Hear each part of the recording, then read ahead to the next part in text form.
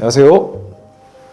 법무법인 1심 대표 변호사 심준섭 그리고 변호사 심포도입니다. 부동산 시세의 급격한 상승과 급격한 하락으로 돌려받아야 되는 전세 보증금보다 집값이 더 낮은 일명 깡통 전세로 고통받는 분들이 많습니다. 하지만 포기하실 필요 없습니다. 오늘 영상에서는 다른 변호사분들도 포기하시는 상황에서 끝까지 받아내는 법무법인 심의 노하우에 대해 말씀드리겠습니다. 깡통 전세의 본질은 이 보증금 등이라고 하는데요. 보증금이나 선순위, 근저당권 이런 거 다 포함해서 말씀드린 겁니다. 이런 것들이 집값보다 높은 상황을 말을 하는 건데요. 이 깡통 전세가 그럼 왜 일어나는 거냐? 근본적인 발생 원인에 대해서 말씀을 드려보겠습니다. 흔히 말하는 전세가율이 80% 넘으면은 집값이 조금만 떨어져도 보증금 전액 회수가 어렵다라고 합니다. 높은 전세가율이 원인이 될 수 있습니다. 이 전세가율이라는 거는요, 매매 가격 대비 전세 가격의 비율을 말하는 건데요. 이게 한 7-80% 정도 되면은 굉장히 위험한 상태라고 흔히 말을 합니다. 무슨 말이냐면은 집값이 조금만 떨어져도, 즉 집값이 여기서 20-30%만 빠져도 깡통 전세가 바로 되는 거죠. 자, 그러면은 집값이나 매매가 왜 빠지냐? 자, 여기선 제가 하방 압력이라고 적어놨는데요. 최근 기준으로는 급격한 금리 인상이 있었죠. 그래서 이런 것들로 인해서 역전세, 새로운 전세 세팅을 할 때 기존의 전세 보증금보다 더 낮은 보증금으로 세입자를 새로 구할 수밖에 없는 상황이라던가, 아니면은 거래가 계속 안 되는 이런 상황들이 왔을 때는 임대인, 우리가 집주인이라고 하죠. 그 사람의 자금 흐름, 현금 흐름이 원활하지 않게 되는 거죠. 그러다 보니까 이런 상황이 더 심각해지고 보증금을 제때 돌려받지 못하게 되는 겁니다. 그리고 또 선순위 근저당이라든가 그리고 체납 세금 같은 게 있다라고 한다면은 애초에 낙찰이 안 되거나, 즉 이 집을 내가 판결을 받아서 강제로 팔아서 돈을 받으려고 하는데 아무도 안 사가거나, 아니면은 낙찰이 되더라도 나에게 돌아가는 돈, 즉 이거를 배당금이라고 하는데요. 배당을 아예 못 받게 되거나 그럴 위험도 있게 되는 것이죠.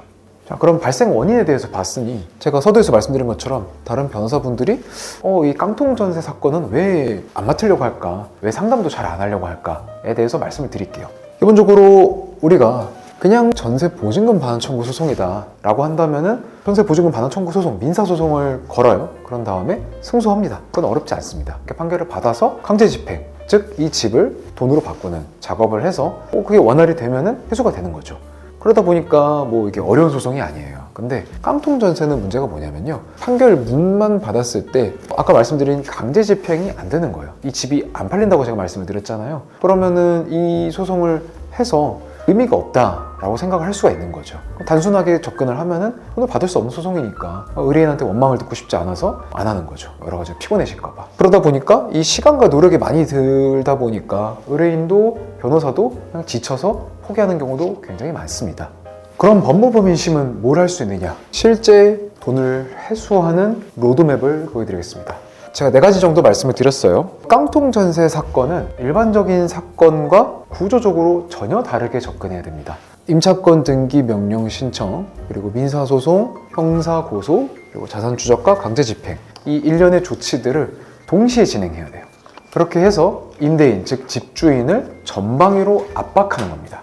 자, 그럼 첫 번째, 임차권 등기 명령 신청은 뭐냐? 이거는 쉽게 말씀드리면 내가 이사를 나가기 전에 그냥 나가버리면은 대항력과 우선 변제권이라는 권리가 없어질 수 있어요. 그러다 보니까 내가 계속 점유하는 것처럼 법적인 효과를 내도록 하는 절차입니다. 근데 이게 원래는 그런 의미인 건데, 이 임차권 등기라고 되어 있죠. 이 등기부에 이게 기입이 돼요. 그렇게 함으로써 다른 세입자를 구할 때 좀 더 여러 가지로 어려워지는 그런 압박 효과가 있습니다. 그렇기 때문에 이 임차권 등기 명령 신청은 바로 진행을 하는 거고요. 그 다음에 민사소송이라고 되어 있죠. 우리가 흔히 아는 보증금 반환 청구 소송인 거예요.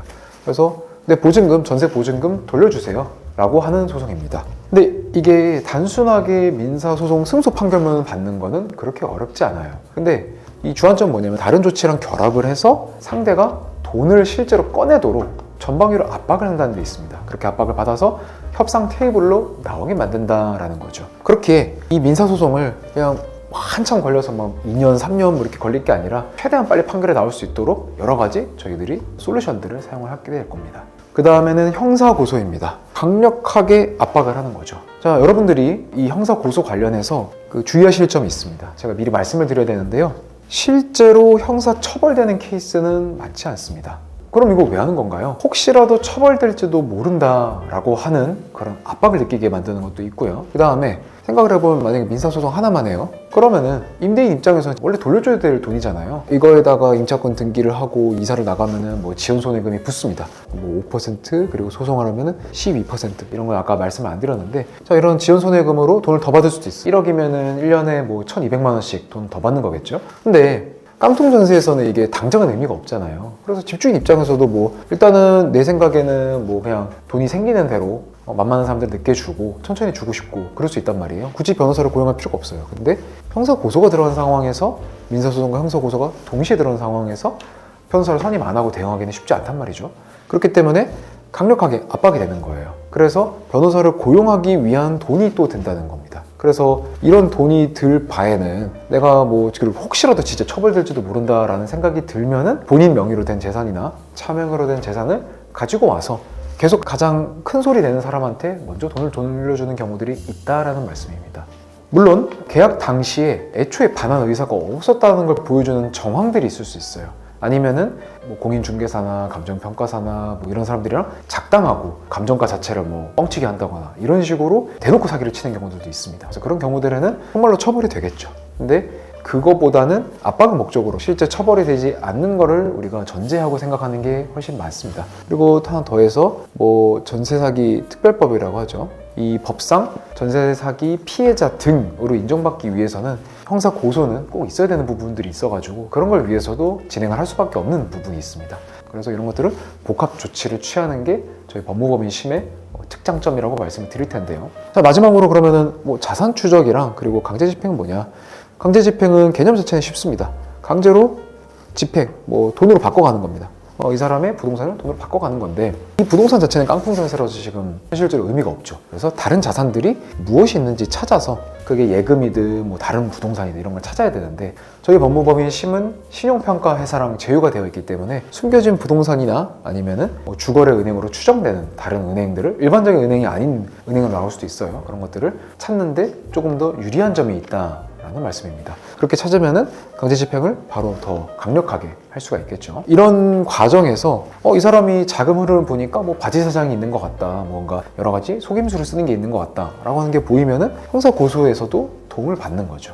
저희 법무법인 심이 깡통 전세 사건을 민형사 복합 사건으로 취급해서 강력한 협상 능력을 높인다라는 말씀을 아까 드렸어요. 근데 또 하나의 장점이 있습니다. 이게 뭐냐면은 저희 로펌은 회수 조건부 성공보수 특약을 건다라는 겁니다. 이게 뭔가요? 회수 조건부? 성공보수? 이게 뭔 말이지? 싶으실 거예요. 자, 이걸 좀 풀어서 말씀을 드릴게요. 일단은 성공보수가 뭔지부터 봐야 됩니다. 성공보수가 뭐냐면은 성공, 잘 됐을 때 보수를 주는 거예요. 무슨 말이냐면은 일반적인 보증금 반환 청구 사건을 기준으로 말씀을 드릴게요. 대부분의 변호사분들은 우리가 보증금 반환 청구 소송을 했을 때 승소 판결문이 있죠. 판사가 땅땅땅 돈 돌려줘라 라고 판결문을 내려주면은 성공했다고 봅니다. 뭐 맞긴 맞죠? 소송하라고 변호사한테 일을 시켰는데 승소했잖아요. 그럼 성공은 맞죠. 그래서 돈을 달라고 하는 거예요. 그게 뭐 500만 원이든 1000만 원이든 2000만 원이든 아무튼 간에 그러면은 돈을 바로 줘야 되는 건데 그럼 문제가 없는 거 아니냐. 자, 여기서부터 사람들이 놓치는 부분들이 있습니다. 뭐냐면은 내가 원하는 거는 회수잖아요.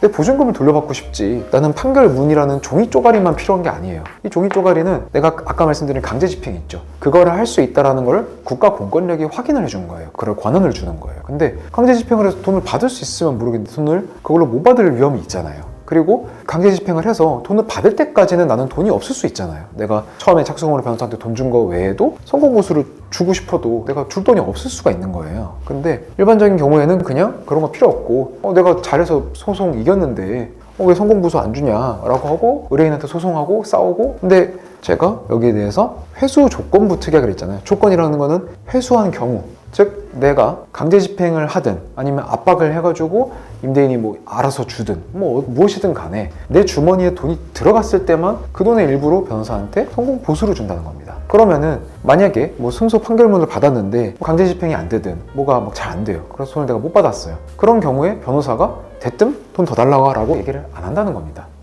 그리고 실제로 내가 돈을 받은 경우만 하니까 저희 법무법인 심은 정말 돈을 받으시는 것을 목적으로 해서 끝까지 아무리 뭐 힘들어도 계속 포기하지 않고 다양한 수단을 동원해서 돈을 받아들인다는 겁니다.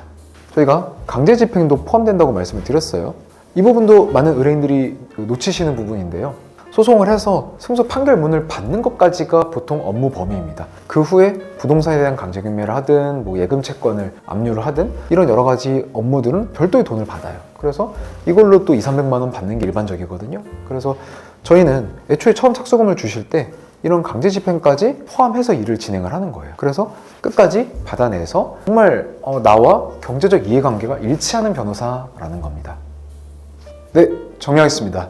깡통 전세라는 현상은 구조적으로 발생된 문제입니다. 그리고 굉장히 난이도가 높은 사건이에요. 그렇기 때문에 아무나 쉽게 돈을 받을 수 있는 것도 아니고 확률이 높지 않을 수 있습니다. 그렇지만 이 큰 돈을 그대로 포기할 수는 없는 노릇이잖아요. 그렇기 때문에 이 깡통 전세 관련 사건의 경험과 노하우가 축적된 저희 법무법인심 전문 변호사의 조력을 받아서 끝까지 돈을 받아내실 수 있기를 간절히 기원하겠습니다. 이상으로 저는 법무법인심 대표 변호사 심준섭 그리고 변호사 심포도입니다. 궁금하신 사항 있으시면 편하게 댓글 남겨주시고요.